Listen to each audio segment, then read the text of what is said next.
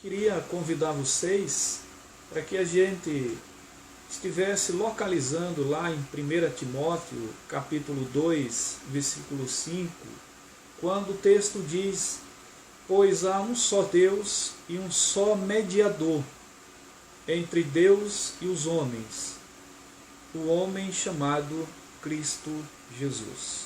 Como disse a vocês, a nossa temática hoje é sobre a mediação de Jesus Cristo. Jesus, o mediador entre Deus e os homens.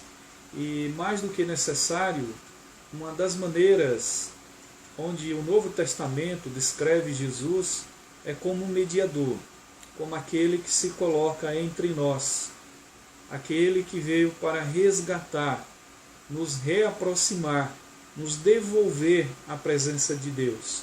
Somente nele, por ele, é que nós conseguimos chegar até Deus. Disse Jesus: eu sou o caminho, a verdade e a vida. Ninguém vai até Deus se não for por mim. Portanto, é importante que entendamos o que significa, ou o que isso significa. Consideremos como ponto de partida o Novo Testamento, onde ensina sobre Jesus, onde fala que Jesus é o nosso mediador. Jesus é o nosso mediador. É aquele que se coloca entre nós e o nosso Deus. E talvez nesse momento haja de forma necessária essa pergunta: pastor, o que é um mediador? O que seria então um mediador? Como explicar isso de uma forma muito simples? Pois bem, eu vou explicar para vocês. O que é um mediador? A palavra traduzida como mediador significa um intermediário. É usado de duas maneiras no Novo Testamento. Mas eu queria que você prestasse muita atenção que a palavra que aparece no Novo Testamento, como Jesus Cristo é o nosso mediador, nos traz nessa dimensão teológica aquele que se coloca entre nós. Por isso ele é intermediário. É aquele que vai intermediar uma causa, algo que nós sabemos como homens, mulheres, seres humanos, decaídos, destituídos da glória de Deus. Deus olhou lá de cima e não viu um sequer homem, mulher, um ser humano bom, justo. Todos pecaram e todos estavam destituídos da glória de Deus.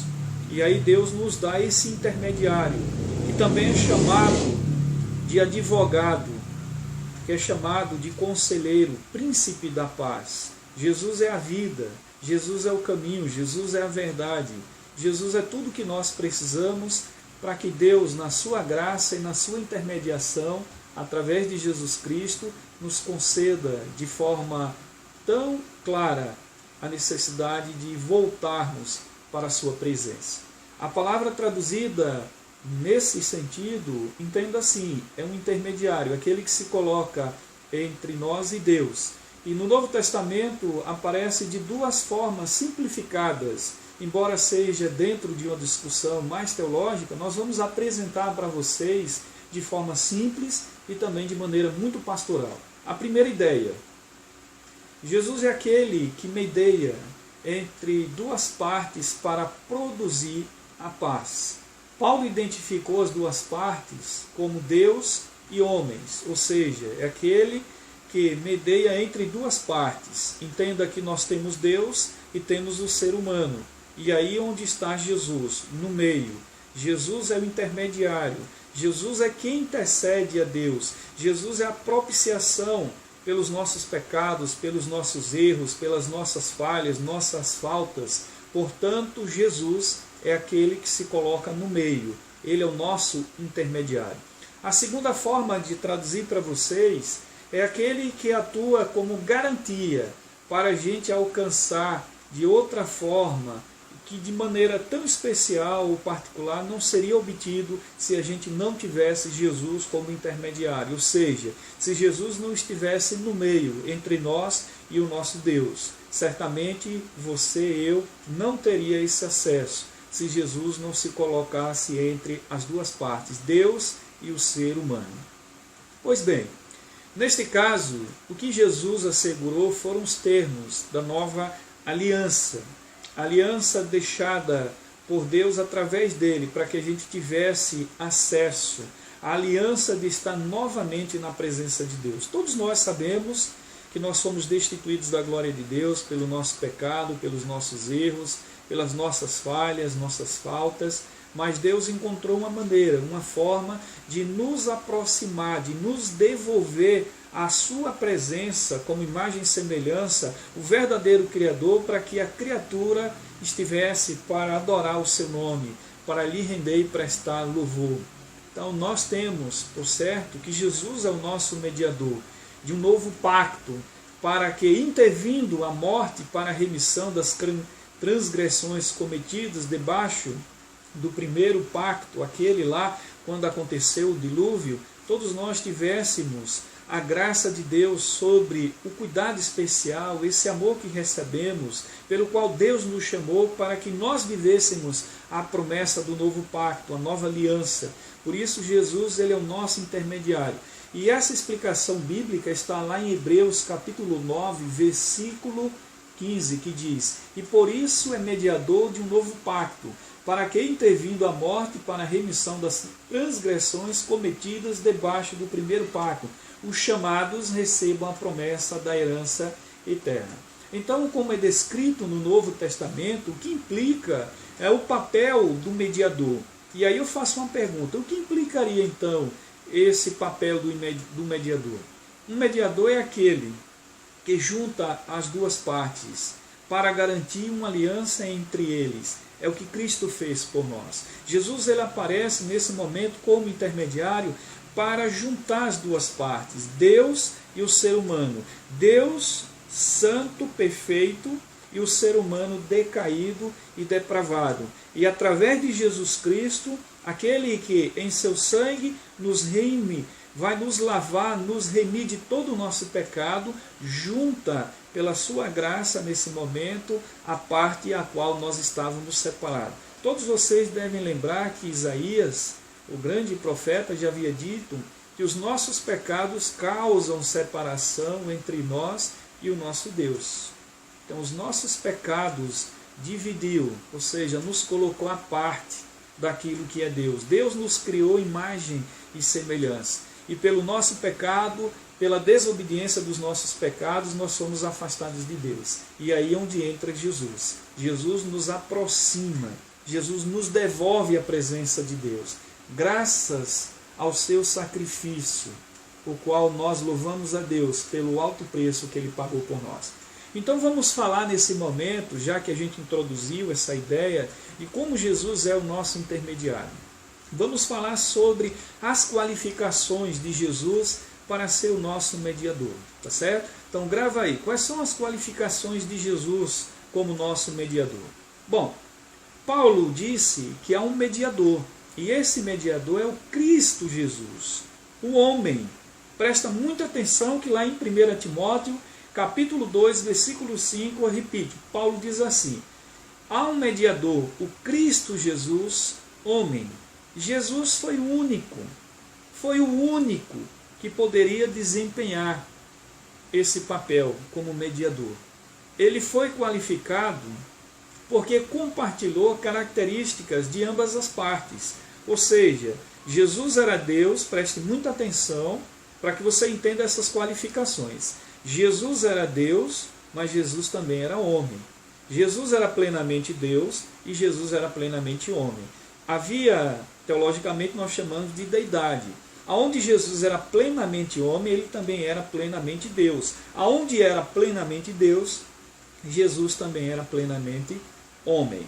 Então Jesus foi qualificado porque Jesus tinha natureza divina e Jesus tinha natureza humana. Mas na natureza humana, ele se coloca numa dimensão, numa proporção de entrega a sua vida por nós. Jesus nunca pecou. Jesus não quebrou o pacto, a aliança que tinha com o Pai, de se qualificar como Deus, embora fosse homem, e sendo homem era Deus, mas que isso o levasse à morte de cruz, onde seria consumado todas as coisas, vivendo entre os transgressores, entre todos os pecadores, mas que fosse preservado como ser humano a sua obediência, a sua santidade, a perfeição e mais do que qualquer outra coisa, a plena divindade de Deus, que nunca foi maculada, nunca houve mancha, nunca houve quebra, tá certo? Então a deidade de Jesus, João o evangelista, começou o seu evangelho com esta declaração sobre Jesus. Ele diz: no princípio era o Verbo, e o Verbo estava com Deus, e o Verbo era Deus. Isso está escrito em João capítulo 1, versículo 1. Enquanto estava na terra, Jesus indicou que ele era igual ao Pai. Ele era plenamente Deus. Na triunidade de Deus nós temos Deus Pai, Deus Filho e Deus Espírito Santo. A triunidade, Deus, Pai, Filho e Espírito Santo. Então Deus é um só, mas ele age como Pai, como Filho e como Espírito Santo. É certo, é lógico que ninguém consegue explicar a triunidade. É muito complexo. O Erickson já dizia, tente explicar a triunidade e você perderá a cabeça, mas tente negá-la e você perderá a salvação. Com isso eu quero dizer para você que, embora seja difícil explicar a triunidade de Deus, nós sabemos que Jesus, ele era Deus, ele era o Filho de Deus, e ele era o próprio Deus porque o Verbo se fez carne. O Verbo estava com Deus e o Verbo era Deus. João 1, capítulo 1, versículo 1, tá certo? Enquanto estava na terra, Jesus indicou que ele era igual ao Pai, como filho, ele tinha também a mesma igualdade. Quando ele disse, o Pai trabalha até agora e eu trabalho também. Se o Pai trabalha até agora, eu trabalho também. Por isso você vai lembrar que os judeus ainda mais procuravam matar Jesus, porque não só violava o sábado na compreensão deles, mas dizia que Jesus se referia como Deus, como o próprio Deus, porque se igualava ao Pai, fazendo-se então igual a Deus, como está escrito lá no Evangelho de João, capítulo 5, versículos 17 e 18. Jesus disse em outro lugar, eu e o Pai somos um. Isso está escrito em João capítulo 10, versículo 30. E Paulo disse aos Colossenses, porque nele habita corporalmente toda a plenitude da divindade, indicando claramente que Jesus era Deus, e era Deus também na carne. Ou seja, sendo ser humano, sendo homem como você, como eu, Jesus era plenamente Deus. Indicando isso, Jesus indica claramente que na sua carne, mesmo sendo ser humano, sendo homem, ele era Deus. E mais do que isso, assim como o Pai, olha só, e eu somos um, ele vai fazer da unidade da igreja uma aliança só, unidos por Jesus Cristo, em Jesus Cristo, para a glória de Deus. Falando da deidade, nós precisamos falar da humanidade de Jesus. Esse é um outro tópico desse estudo que eu preciso explicar para vocês, tá bom? Na deidade de Jesus, onde se descreve que ele era plenamente homem, ele era plenamente Deus. Por isso, nós estamos falando sobre a deidade de Jesus. No que se refere à humanidade de Jesus, Paulo enfatizou esse ponto, referindo-se a ele como Cristo Jesus, o homem. Enquanto o Verbo estava com Deus e era Deus, Jesus também se fez carne e habitou entre nós. Ele assumiu a forma de servo e foi feito à semelhança dos homens, e foi encontrado em aparência de homem, ou seja, ser humano. Jesus esteve encarnado como eu, como você, na forma de homem, de ser humano. Jesus era plenamente Deus, a gente já sabe, isso está referenciando a sua deidade. Mas Jesus também era plenamente homem. Humanamente falando, Jesus teve todas as características de um ser humano que vivia como alguém, como eu, como você, mas não absolveu o pecado. Ele não dividiu as partes, ou seja, Mesmo sendo ser humano, ele era Deus e permaneceu sendo Deus, porque Jesus não conheceu o pecado. Jesus não maculou a sua vida humana, não manchou a sua vida. Por isso Jesus foi perfeitamente um ser humano, um homem que não foi decaído, mas um homem que viveu a plenitude da existência de um Deus, onde ele era o próprio Deus, tá certo? Mais um pouco à frente, nós vamos, de certa maneira, trazer para vocês, agora que explicamos a deidade de Jesus e a plena humanidade de Jesus, é exatamente falar da obra de Jesus como aquele que foi o nosso mediador. Imagine agora nesse momento para você entender o que Jesus fez em sua obra como mediador. Então nós precisamos lembrar de duas maneiras pelas quais o termo mediador é usado no Novo Testamento, que eu falei lá no início. A primeira, aquela que medeia entre duas partes para produzir a paz. Ou seja, Jesus ele veio trazer a paz entre nós e Deus. Ele se coloca como aquele que medeia, aquele que é o mediador, que está no meio, intermediário. Isso você já entendeu.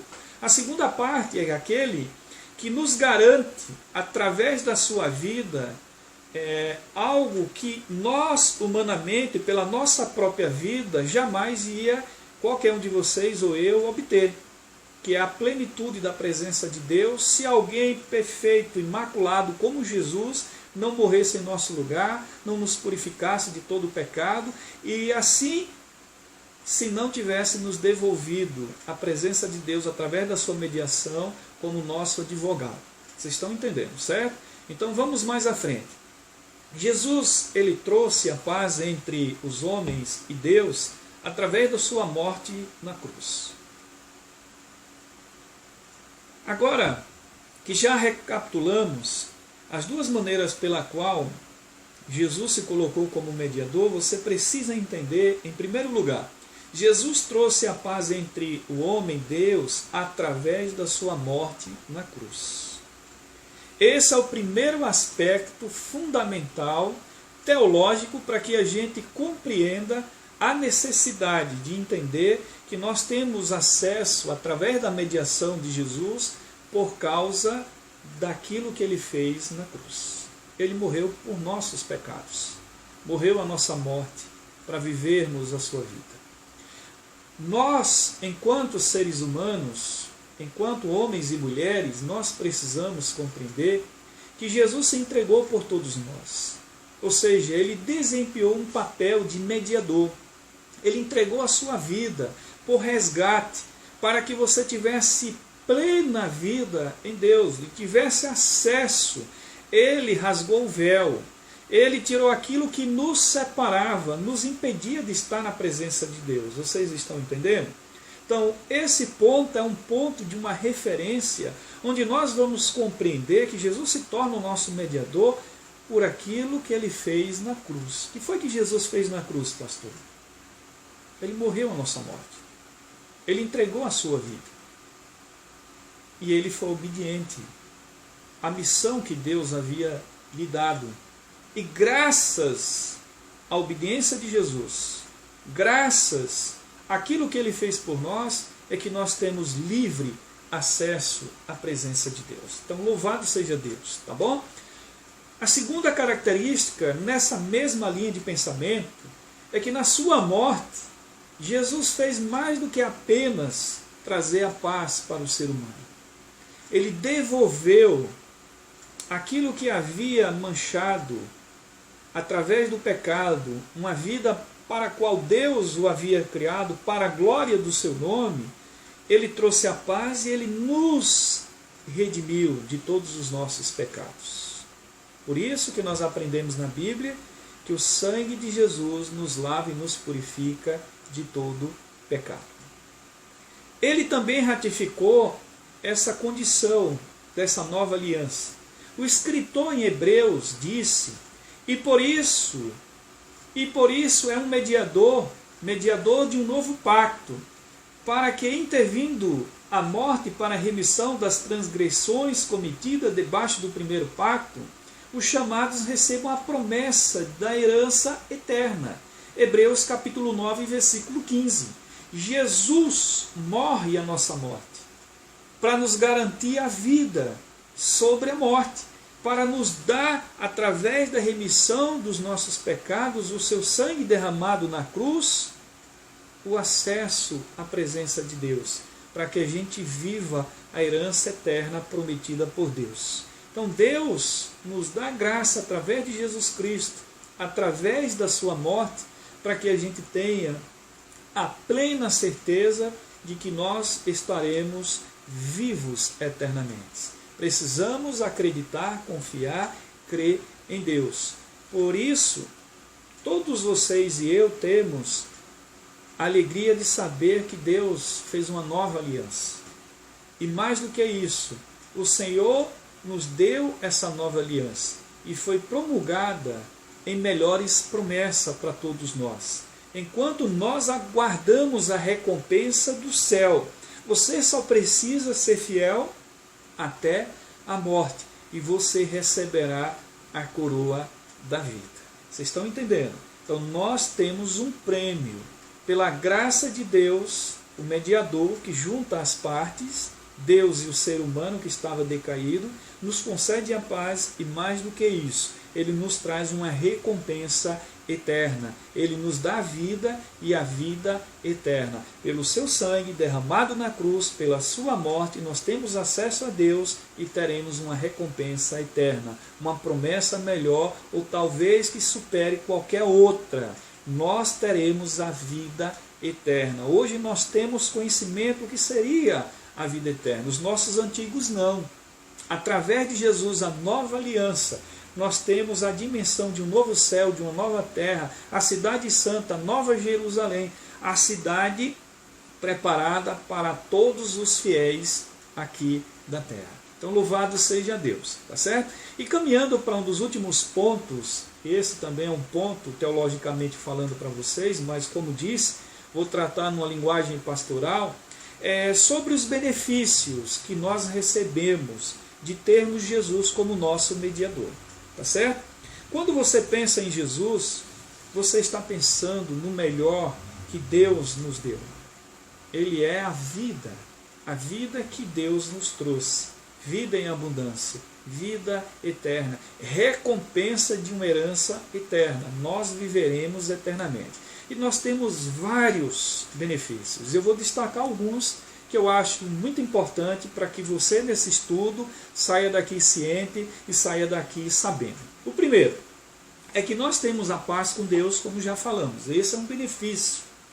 Um benefício que recebemos pelo trabalho do nosso mediador, que envolveu duas funções primárias. E nesses dois benefícios nós temos aquilo que vai nos submeter à aliança dele para com Deus através do povo que ele remiu pelo seu sangue. Então, se nós temos paz com Deus, vamos ver o que Paulo diz lá em Efésios capítulo 1, versículo 7.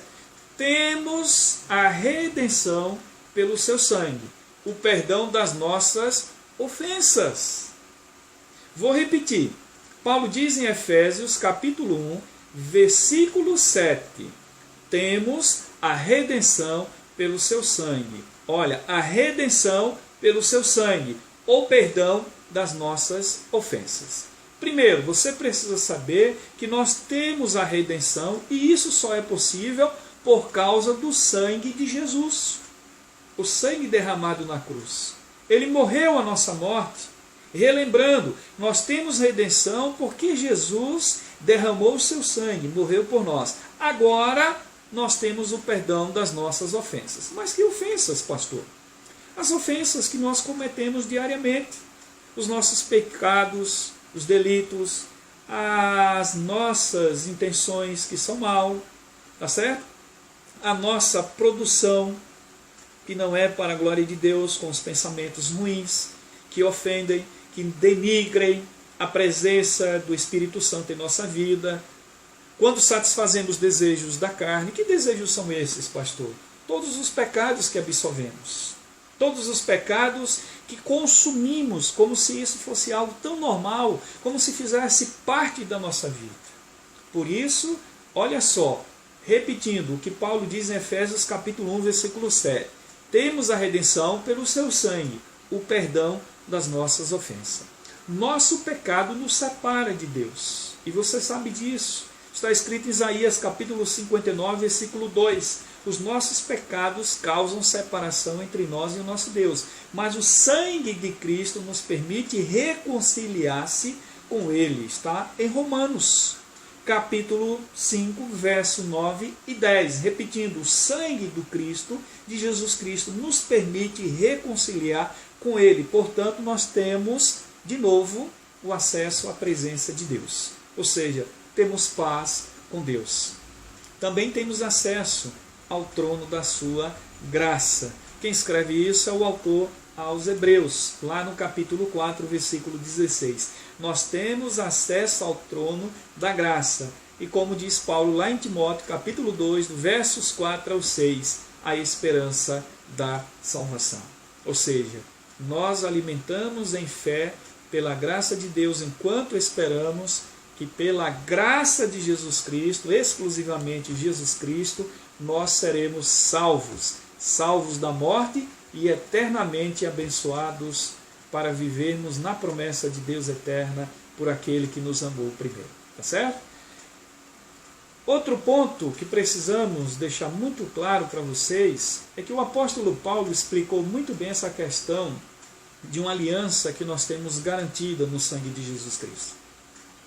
Vocês todos sabem o que nós precisamos fazer para estar certo de que Deus, através do Evangelho que nos revela Jesus Cristo como Senhor e Salvador da nossa vida, pela sua graça, pela sua misericórdia, pela sua bondade, quanto Jesus é importante, quanto Jesus é precioso para todos nós. Eu vou repetir aqui o que está escrito em Romanos, capítulo 1, versículo 17, que tenho certeza que vocês todos conhecem esse texto. Porque no Evangelho é revelada de fé em fé a justiça de Deus, como está escrito, mas o justo viverá da fé. O Evangelho nos convida a ter fé, fé em Jesus Cristo. Esse é um dos pontos máximos da nossa teologia, é acreditar sempre que Jesus Cristo é o Senhor da nossa vida. Por Ele e para Ele todas as coisas convergem para a glória de Deus. E o nosso desejo nesse momento é que você entenda que o Evangelho nos mostra como viver pela fé. Além disso, sabemos que os termos do Evangelho nunca serão alterados. Foi dado uma vez por todas. Está escrito em Judas, no capítulo 3, aliás, versículo 3. Porque essa aliança é garantida. Temos a esperança da salvação, como o escritor em Hebreus explicou. É impossível que Deus minta. Deus não é homem para que minta, nem filho do homem para que se arrependa. Portanto, temos uma esperança segura, uma esperança firme, que entra dentro daquilo que nos separava, aquele véu que foi rasgado por Jesus Cristo, onde Jesus teve acesso, onde Jesus entrou e nos trouxe a alegria de viver na nova aliança, a graça salvadora, a redenção, e nos deu e nos permitiu viver eternamente, para que Deus sempre fosse glorificado, para que Deus sempre fosse exaltado. A criatura volta agora a adorar o seu Senhor, o adorar em espírito e em verdade. Nós não vemos, mas temos a certeza de que Ele está presente e que a nossa adoração importa, que os verdadeiros adoradores o adorem em espírito e em verdade. E eu gostaria de concluir esse estudo, que você ficasse nesse momento ciente que temos a esperança sim da salvação, por causa da obra de Jesus como nosso mediador. Ele trouxe paz entre o homem e Deus. Ele também garantiu a nova aliança para que as promessas de Deus se cumprissem em nossa vida. E pela fé, somente pela fé em Cristo Jesus, nós teremos a recompensa de um futuro eterno ao lado de Deus e para a glória de Deus. E tudo isso nós sabemos e precisamos manter em nosso coração e nos submetermos também à vontade eterna de Deus, para que se cumpra na minha vida, para que esteja presente nas minhas ações, nas minhas atitudes, que Jesus Cristo é o Senhor da minha vida. E Ele sempre será o meu intermediário. Importa saber em todas as coisas que nós somos mais do que vencedores em Cristo Jesus. Deus nos abençoe, irmãos e irmãs.